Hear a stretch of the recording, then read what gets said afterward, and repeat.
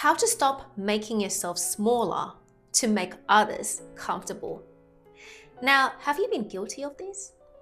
Have you done this multiple times in your life without even realizing? Because today, the promise that I have for you is that you will walk away finally owning your true power and stop shrinking yourself in rooms that honestly just don't deserve you.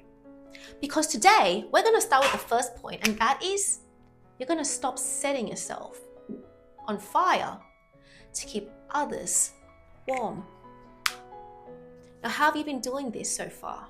Because for me, my version of setting myself on fire was to override my nervous system. It was to ignore my heart. It was to ignore the way my gut felt when something just didn't feel comfortable. And these things are really subtle. Things like, I don't want to be traveling 2 hours to a location that's only 10 minutes away from the friend, for me to then be told that they're going to be running 30 minutes to 45 minutes late because they're busy wrapping up work, because they're busy getting on a call, because they're busy doing their podcast. Now, these little things are really, really subtle because afterwards you do end up having quality time together. But when it happens repeatedly over and over and over again, when you say that you want to meet at this time and you're traveling physically to get there 2 hours and they're traveling 10 minutes to get there, you have to ask yourself, how does your gut feel when you undervalue your own time? Because when you don't check in with how your gut feels, with how your heart feels, and also with how your head feels, are you feeling dizzy? Are you feeling that gnawing anxiety? Do you feel like you are silly for even attempting to bridge that gap and be accommodating for other people? Because if you are ignoring yourself, then you are keeping others warm at the expense of you experiencing constant lack of self-trust. If you can't trust yourself to keep you safe, that if somebody treats me less than a priority, I'm still going to accommodate myself to treat them like a priority, then you're communicating to yourself that your existence is not valuable. And the minute that your relationship to yourself is wonky, then how will the outer reflection be in your reality? How will the next person, the next boss, the next friend, the next man, the next woman, the next relationships that you build, how will they form when your relationship to yourself is that I'm willing to set myself on fire so that other people could still like me and value me? Therefore, we're going to stop doing this by first listening to how your gut feels when something pops up. Sorry, I'm running late, 45 minutes late. Sorry, I can't pay you more than this. Sorry, I can't give you more than this. Can you please submit this by the deadline? But I can't prioritize you. And it happens over and over and over again.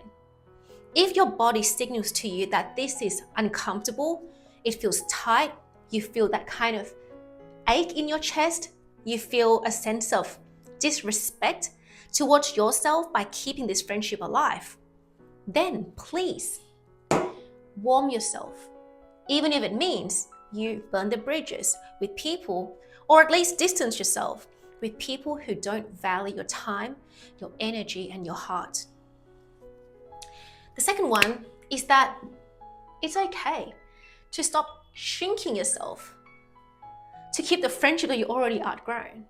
Because the thing is, friendships from our childhood are formed through proximity. We go to a certain school and we're forced to meet the same people every day for 5 days a week from 9 till 3 p.m. And that is how common interests are formed. As children, we don't know we don't know, because if our world is small, then the common interests and conversations and thought patterns will revolve around that environment. But as you grow older, you start to have more autonomy over your life and your decisions. Now, if one friend chooses to stay within a limited paradigm, while your paradigm starts to expand, for example, you have a belief that you can make more money in unconventional ways. You can become a content creator, you can pursue entrepreneurship, you can do big things with your life. While the remaining friends of yours are like, I just want a chilled life, and that's perfectly okay. I want a life where I don't have to level up. I want to be comfortable. So therefore, every weekend I'm going to go drinking or partying and meeting the wrong people. While you're like, I want to isolate myself and go monk mode. I want to work out. I want to nourish my spirit. I want to pour into my own cup. I want to check in with my heart. How is it feeling? I want to check in with my gut. Does it feel comfortable? Many times we shrink our needs so that our friends won't be upset when we change. And I've personally done this so many times where friends in the past would always talk about men in a way that I don't really like. And even though I was trying to bond and trying to relate, but it completely destroyed my outlook towards love and men. And it made me become so hyper-masculine and always overprotective of my heart that I couldn't attract the kind of love that I wanted in my life by simply engaging in conversations where we don't value men. So what are those conversations that are forcing you to shrink your needs and make you pessimistic towards life?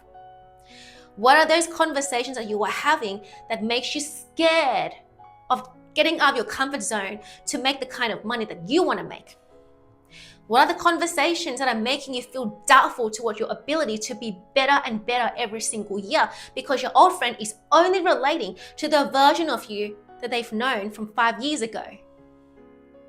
If people are asking you all the questions that forces you to get into the mindset, the inner conversations, the way you analyze things, the way you prepare the answers as the old version of you from 5 years ago who was lacking purpose and direction, then I challenge you to expand and actually give yourself permission to expand, even if it means you will lose these friendships. Because if the friendship is contingent upon you staying small, it's not unconditional friendship, it's a transactional friendship. And that's where you're going to stop. Because your future self deserves the 100% commitment from the current you. If you're saying that in the future, I really want to be evolved, I want to be happy, I want to have amazing community, I want to be fulfilled, I want to connect back to my passion, I want to paint, but I also want to be successful. But then I also want to have time for my hobbies, and I want to work in a way where I can have a rich life without compromising my health for it. And then you tell your friends and you're like, that's not realistic, because if you want to be rich, you got to sacrifice your mental well-being. But if you want to paint, then you won't be rich. So therefore, when you make yourself smaller to make other people comfortable, you're going to find yourself in this constant paradox of like, yeah, but I want this. And then they tell you, but you can't have this without this. Everything has to give. And I'll tell you what has to give. The future version of you, who is absolutely thriving, happy and glowing, needs a sacrifice from the version of you who isn't thriving and glowing. How can you expect yourself to be glowing and radiating confidence and magnetic in the future if you're not completely investing 100% commitment towards being that today? How do you expect yourself to be rich without, as within so without, if you don't pour into your cup today in the current moment so that your future self right here can be rich? I'm not just talking about financially rich. I'm talking about abundance in love, in community, in connection, in friendships, in laughter, in smiles, in environments, in material things, in beautiful dresses even. How do you expect yourself to materialize richness in the 3D reality if you're forced to give 50% commitment to this version of you as the current you who's only like investing 50% in this bucket, and the other 50% you're investing in others' comfort? So therefore, in this video, I challenge you to stop setting yourself on fire to keep other people warm. I challenge you to stop shrinking yourself to keep the friendships that will force you to only give yourself 50% commitment to the rich version of you so that you can then still give 50% commitment of the current you to other people's comforts that they don't deserve from the future you. Please give yourself permission to fully rise. Now, if you're interested in going forward with this journey, you can also work with me as I help high-achieving women shatter their inner worth ceilings so they can become wildly successful in 8 to 12 weeks in all areas of life and not just finance. So there's a link down below, and I'm looking forward to get to know you more. See you then.